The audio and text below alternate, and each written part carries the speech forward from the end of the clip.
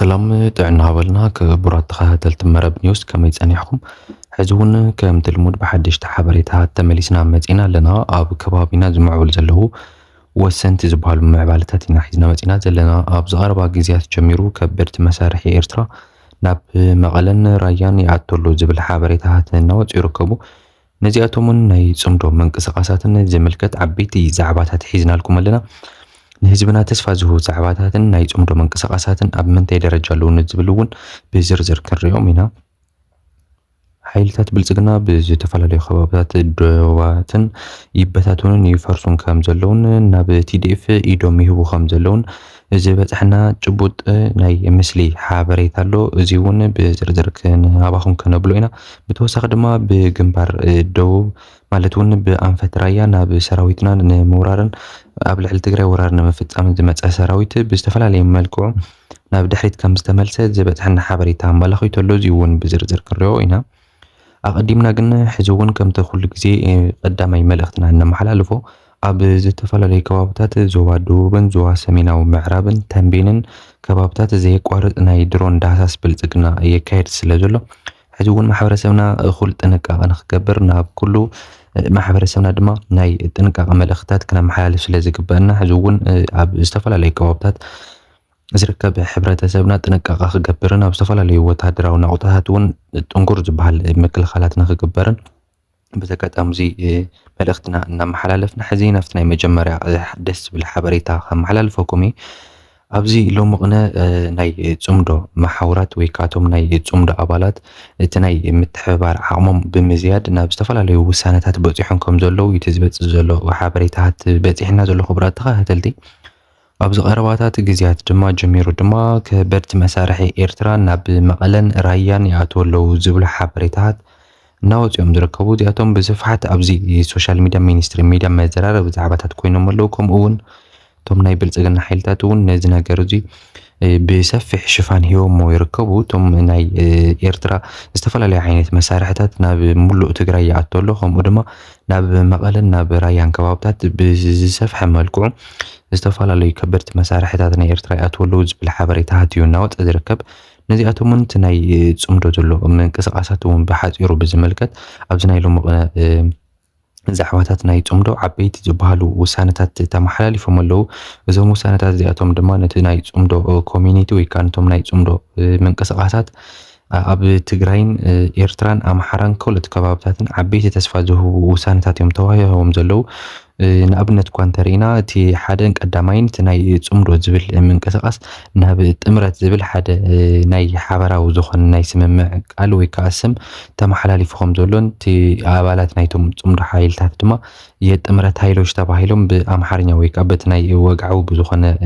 ምንቅስቓስ ንክንቀሳቐሱን እዩ እቲ ውሳነ ተመሓላሊፉ ዘሎ። እቶም ናይ ጽምዶ ምንቅስቓሳት ድማ ሕዚ እውን ብዝተፈላለዩ ከባቢታት ኣቕጣጫታት ናይ ዝሃገርን ናይ ሰሜናዊ ክፋል ኢትዮጵያን ዓበይቲ ዝበሃሉ ጽዕንቶታት ፈጢሮም ኣብዚ ሰዓት እዚ ሕማም ርእሲ ብልጽግና ኮይኖም ከም ዘለዉ ነቲ ዝወፅ ዘሎ ሓበሬታታት ዘመላኽቱ ዘለዉ። እቲ ናይ መሳርሕታት ምጉዕዓዝ ዝምልከት ድማ ካብ ኤርትራ ናብ ዝተፈላለዩ ክፋላት ናይ ትግራይ ማለት እውን ናብ መቐለ ናብ ደቡብ ግንባር ከምኡ እውን ናብ ዝተፈላለዩ ከባቢታት ናይ ተንቤንን ካልኦት ከባቢታትን ናይ ኤርትራ መሳርሕታት ይኣትዉ ኣለዉ ዝብል እቶም ብልጽግና ዘውርይዎ ዘለዉ መሳርሕታት ሓደ ሓደ ግዜ ባዕሎም ሽፋን ዝህብዎ ነገር ሕዚ እውን ኣይርድእንን እንድዩ። ግን እዚ ሕዚ እውን ነቲ ህዝቢ ትግራይ ዓርሱ ንክከላኸል ዝገብሮ ዘሎ ቃልሲ ንዕኡ ክዕውትን ከጠንክርን ዝኽእል ዝተፈላለዩ ዓይነት መሳርሕታት ካብ ኤርትራን ካብ ዝተፈላለዩ ከባቢታትን ሕዚ እውን ናብ ኢድ ቲዲኤፍ ይኣቱ ኣሎ ክንብለኩም ንደሊ ክቡራት ተኸታተልቲ ብዝተፈላለየ መልክዑ ብናይ ነዳዲ ሎጂስቲክስ ድዩ ብናይ ወታደራዊ ሓገዛት ድዩ ብካልኦት ከበድቲ ብረታት ድዩ ብካልኦት ተተኮስቲ ንብረታት ድዩ ብዝተፈላለየ መልክዑ ብሓፂሩ ቲዲኤፍ ሕዚ እውን ዓቕሙ ክሳብ ዝጠናኸር እቲ ኣብ ልዕሊ ትግራይ ኣንጸላልዩ ዘሎ ናይ ወራር ብልጽግና ኩነታት ክሳብ ጠቕሊሉ ዝጠፍእን ትግራይ ዓርሳ ክኢላ ትግራይ ብክልቲኡ እግራ ጠጠው ክሳብ እትብልን ድሕንነት ናይ ህዝባን ድሕንነት መሬታን ክሳብ እተምልስን ክሳብ እተረጋግፅን ሕዚ እውን ዝቕፅል ነገር እምበር ዝቋረፅ ነገር ከም ዘይኮነን ገና እንታይ ርኢኹም እቲ ናይ ጽምዶ ሓይልታት ምትሕብባር ድማ ተኻብ ኤርትራ ይኣቱ ኣሎ ዝብልዎ ዘለዉ ናይ ዝተፈላለዩ ናይ መሳርሕታት ናይ ከበድቲ መሳርሕታት ምንቅስቓሳት ድማ ሕዚ እውን ንሱ ጥራይ ዘይኮነ ገና እቶም ሓይልታት ጽምዶ ተባሂሎም ዝፅውዑ ዘለዉ ሰራዊት ኤርትራ እውን ክሳብ ኣላማጣን ካልኦት ከባቢታት ናይ ትግራይን ሙሉእ ብሙሉእ ኣትዮም እቲ ናይ ትግራይን ናይ ኤርትራን ህዝቢ ድሕንነት ክሕልው ኣብ ዝተፈላለዩ ከባቢታት ክሰፍሩ ከም ዝኾኑን እቲ ናይ ጽምዶ ምንቅስቓሳት ድማ ሕዚ እውን ተጠናኺሩ ክቅጽል ከም ዝኾነን እዩ እቲ ዓብዪ ውሳነታት ተመሓላሊፉ ዘሎ ክቡራት ተኸታተልቲ። እዚ ሕዚ እውን ማዕረ ክንደየናይ ነቶም ናይ ኣብ ልዕሊ ትግራይ ወራር ክፍጽሙ ዝሓስቡ ዘለዉ ሓይልታት ብልጽግና ዓብዪ ክሳራ ከም ዝኾነን ሕዚ እውን ሕማም ርእሲ ኮይንዎም ከም ዘሎን እዩ እቲ ዝወጽእ ዘሎ ብዙሕ ምስጢራዊ ሓበሬታታት ዘቃልዕ ዘሎ እንተኾነ ግን እቲ ናይ ጽምዶ ምንቅስቓስ ሕዚ እውን ብዝተፈላለየ ኣንፈታት ዝተፈላለዩ ኣልያንስታት እናፈጠረ ዝተፈላለዩ ሓይልታት እናወሰኸ ከም በዓል ናይ ዓፋር ኡጎግመ ከም ናይ በዓል ናይ ሓርነት ጉሙዝ ኣብ ዝተፈላለዩ ከባቢታት እኳ ኣብዚ ላይ ሎሚ ቅነ ዓበይቲ መጥቃዕትታት ፈፂሞም ዘለዉ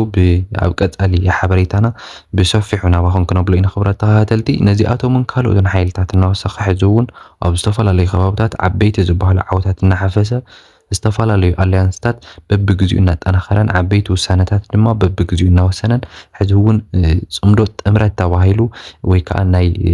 የጥምረት ኃይሎች ተባሂሎም ሕዚ እውን ኣብ ኢትዮጵያ ዓብዪ ምንቅስቓስ ጀሚሮም ኣለዉ። ዓብዪ ውሳነ እዩ። እዚ ውሳነ እዚ ብቐሊሉ ዝርአ ነገር ኣይኮነን። እቲ ናይ ጥምረቱ ኃይሎች ተባሂሉ ዝፍጠር ዘሎ ሰሜናዊ ምንቅስቓስ ድማ ሕዚ እውን ኣብዛ ዓዲ እዚኣ ኣብቲ ናይ ብልጽግና ምንቅስቓሳት ዓብዪ ሕማም ርእሲ ኮይኑ ከም ዘሎን እዩ እቲ ኩሉ ዝዕዘቦ ዘሎ ሓቂ ኮይኑ ዘሎ ክቡራት ተኸታተልቲ። እዚ ሕዚ እውን ኣብ ልዕሊ ህዝቢ ትግራይን ኣብቶም ናይ ጽምዶ ሓይልታትን ዓብዪ ተስፋ ዘንገሰ ኮይኑ ኣሎ። ምክንያቱ ድማ ህዝቢ ትግራይ ዓርሱ ክከላኸለሉ ዝኽእል ጥምረት ቅድሚ ሕዚ ኣይነበሮን። ቅድሚ ሕዚ 2013 ብሸውዓተ ሃገራት ክውረር ከሎ ብዝተፈላለየ መድፍዓትን ብዝተፈላለዩ መሳርሕታትን ክድብደብ ከሎ ባሊ ዝብሎ ሰብ ኣይነበረን። ዝዝክሮ ሓይሊ ኣይነበረን። ምክንያቱ ሽዑ ፓርትነርሽፕ ወይ ከዓ እቲ ኣልያንስ ዝበሃል ነገር ኣይነበረን። ሽዑ ጸላእ ጥራይ እዩ ነይሩ። ኣብ ሰዓቱ እዚ ግን እቶም ናይ ጽምዶ ሓይልታት ወይ ከዓ እቶም ናይ ጥምረት ኃይሎች ነቲ ኣብ ልዕሊ ትግራይ ክፍጸም ዝኽእል ወራር ብልጽግና ንዕኡ ክምከተሉ ዝኽእሉ ሓደ ዓብዪ ውሳነ ሓደ ዓብዪ ዝበሃል ምዕራፍ ኢና ተሸጋጊርና ዘለና ክቡራት ተኸታተልቲ። ሕዚ እውን TDF ትግራይ ትዋሕስ ህዝቢ ትግራይ ዋሕስ ህዝቡን ደጀን ህዝቡን ዝኾነ ጅግና ሰራዊትና ትሽደን ሰራዊትና በቢግዚኡ ሕርሕራይ እናጸፍዐ ነዞም ወረርቲ ሓይልታት ኣሽመድሚዱ ትሕቲ መሬት ዘእትወሉ ግዜ ዝበፅሐሉ እዩ ዝመስል ክቡራት ተኸታተልቲ። ኣብ ሰዓቱ እዚ ሰራዊት ትግራይና ኣብ ዝተፈላለየ ግንባርታት ኣብ ዝተፈላለየ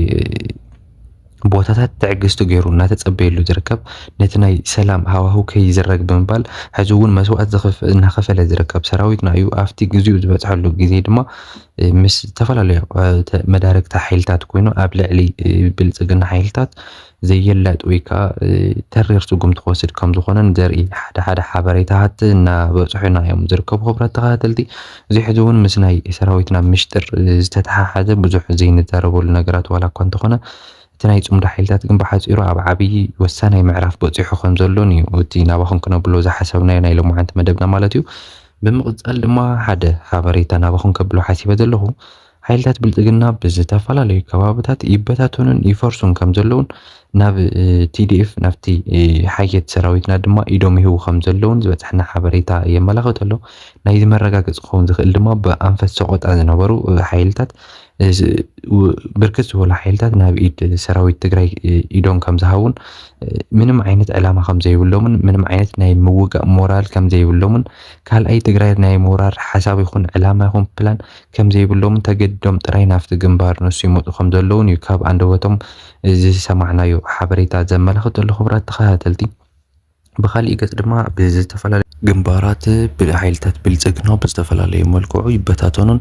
ንድሕሪት ይንሳሕቡን ከም ዘለዉ እዩ ዝወጽእ ዘሎ ሓበሬታ ዘመላኽት ዘሎ ክቡራት ተኸታተልቲ። ነዚ ስዒቡ ድማ ብግንባር ደቡብ ማለት እውን ብቢሶበር ዝበሃል ከባቢታት ናይ ደቡብ እዚ ተባሂሉ ዝፍለጥ ናይ ሓይልታት ብልጽግና ዝኾነ ሓደ ክልተ ኮር 202 ኮር 205 ኮር ዝበሃሉ ሓይልታት ነቲ ናብ ደቡብ ትግራይ ክገበሩ ሓሲቦም ዝነበሩ ናይ ወራር ስልሒቶም ንዕኡ ነቲ ስልሒት ንሱ ጌጋ ኢሎም ብምእማን ነቲ ናይ ድልውነት ናይ ሰራዊት ትግራይ ብምግምጋምን ነቲ ናይ ፋኖ ምንቅስቓሳት ብምርኣይን ክንቁረጽ ንኽእል ኢና። ከምኡውን እቲ ሒዝናዮ ዘለና ሰራዊትን መሳርሕታትን ክማረኽ ይኽእል እዩ። እቲ ናይ TDF ድልውነት ሕዚ እውን ኣብ ዝለዓለ ሞራልን ደረጃን ከም ዝርከብ ኢሎም ከም ዝገምገሙን በዚ መሰረት ድማ ንድሕሪት ተንሳሒቦም ብሰፋሕቲ ዝኾኑ ዓበይቲ ዝኾኑ ድፍዓት ንኽሰርሑን ብኤክስካቫተራት ዝተሓገዘ ናይ ኳዕቲ ድፍዓት የካይዱ ከም ዘለውን ንድሕሪት ተንሰሒቦም ድማ ምድላዋቶም ከጻፍፉ ከም ዘለውን ተወሳኺ ሓይሊ ክጽበዩ ከም ዘለውን ዝተዋህቦም መስርሕ መሰረት ንድሕሪት ተንሰሒቦም ተዳልዮም ይዳለዉ ከም ዘለውን እቲ ዝበፅሐና ሓበሬታ ዘመላኽት ዘሎ ክቡራት ተኸታተልቲ ብሓፂሩ እቲ ብግንባር ደቡብ ዘሎ መንቀሳቐሳት ናይ ጸላእቲ ምስቲ ናይ TDF መንቀሳቐሳትን ናይ ፋኖ መንቀሳቐሳትን ተተረኣዩን ተተነጻጺሩን እቲ ናይ TDF ንህዝቡን መሬቱን ኢሉ ዝመውት ዘሎ በዓል ዕላማ ሰራዊትና ትጅግና ሰራዊትና ሽደን ሰራዊትና በብግዚኡ እናማረኸ ዘዛርቦም ክልተ ግዜ ዘዛርቦምን ሕርሕራ ይጸፍዖምን ሰራዊት ብልጽግና ቶም ዓምባኻት ሰራዊት ሕዚ እውን ምንም ዓይነት ናይ ምስ TDF ናይ ምውጋእ ሞራል ከም ዘይብሎምን ስነ ልቦናዊ ኮነ እቲ ናይ ኣካላዊ ብቕዓት ምስ ጅግና ሰራዊትና ከም ዘይነጻጸሩን እቲ ዝበፅሐና ዘሎ ሓበሬታ ዘመላኽት ዘሎ ነዚ ሽዑ ድማ እቲ ናይ ምብትታን ሓይልታቶም ቀፂሉ ዘሎ ኣብ ዝተፈላለዩ ግንባራት ሓይልታቶም እናተበታተነ ይኸይድ ከም ዘሎን ንድሕሪት የንሰሕቡ ከም ዘለውን ከም ብሓዱሽ ድማ ኣወዳድቦኦም ከስተኻኽሉ ከም ዘለውን እቲ ዝወፅ ዘሎ ሓበሬታ ዘመላኽት ዘሎ ክቡራት ተኸታተልቲ እዚ ሓበሬታ እዚ ናብ ኩሉ ማሕበረሰብ ንኽበፅሕ ድማ ሼር ምግባር ኣይትረስዑ። እንተኣነ ግን ኣብ እዛዚ መለኹ ሰላም